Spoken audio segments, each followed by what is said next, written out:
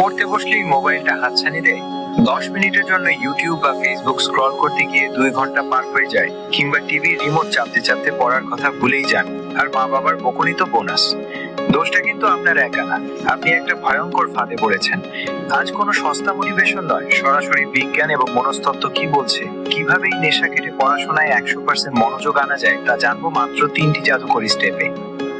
বিজ্ঞানীরা বলছেন mobile games, social media, reels বা টিভির ড্রামাগুলো এমন ভাবে তৈরি করা হয়েছে যা আমাদের মস্তিষ্কে ডোপামিন নামের একটি ফিল গুড হরমোন রিলিজ করে। প্রতিবার যখন একটা নোটিফিকেশন আসে, আমাদের ব্রেন একটা রিওয়ার্ড বা পুরস্কার পায়। কিন্তু বইয়ের পাতায় তো কোনো নোটিফিকেশন নেই, কোনো কালারফুল অ্যানিমেশন নেই, তাই ব্রেন পড়াশোনাকে বোরিং মনে করে। অর্থাৎ আপনি অলস নন, আপনার ব্রেন ডোপামিনের নেশায় বুঁদ হয়ে আছে। তাহলে মুক্তির উপায় কি? মনস্তাত্ত্বিক সমাধান হিসেবে রয়েছে 3টি জাদুকরী ট্রিক্স। প্রথম ট্রিক, 20 সেকেন্ডের নিয়ম। হার্ভার্ডের সাইকোলজিস্ট শন একর একটি চমৎকার নিয়ম দিয়েছেন, 20 সেকেন্ড রুল। আমাদের ব্রেন যে কাজে 20 সেকেন্ডের বেশি সময় লাগে তা সহজে করতে চায় না, তাই পড়তে বসার আগে মোবাইলটি বন্ধ করে অন্য ঘরের আলমারিতে লক করে রাখুন।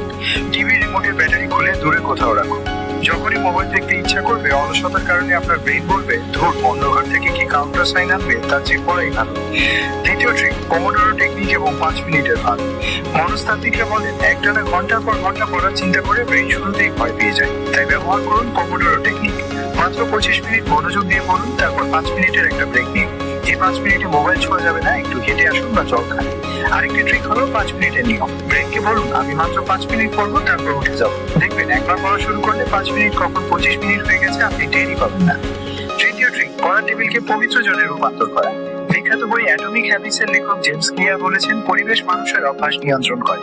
যে বিছানায় ঘুমান সেখানে বসে পড়বেন না, কারণ ব্রেন বিছানা দেখলেই ঘুমের সিগন্যাল দেয়। পড়ার টেবিলে শুধু বই, খাতা আর কলম থাকবে, ল্যাপটপ বা মোবাইল আশেপাশেও থাকবে না।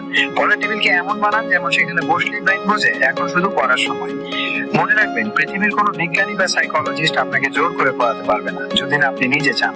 মোবাইল বা টিভি আপনাকে নিয়ন্ত্রণ করবে নাকি আপনি সেগুলোকে নিয়ন্ত্রণ করবেন, সিদ্ধান্ত আপনার। আজকে এই ট্রিক্স গুলো ট্রাই করুন। 1 সপ্তাহ পরে সেই ভিডিওর কমেন্টে জানাবেন আপনার মনোযোগ কতটা বাড়লো। ভিডিওটি আপনার ওই বন্ধুর সাথে শেয়ার করুন যে পড়তে বসলেই শুধু রিলস স্ক্রল করে। আর এমন চমৎকার বৈজ্ঞানিক টিপস আরো পেতে পেজটি ফলো এবং চ্যানেলটি সাবস্ক্রাইব করে রাখুন। দেখা হচ্ছে পরের ভিডিওতে। ধন্যবাদ।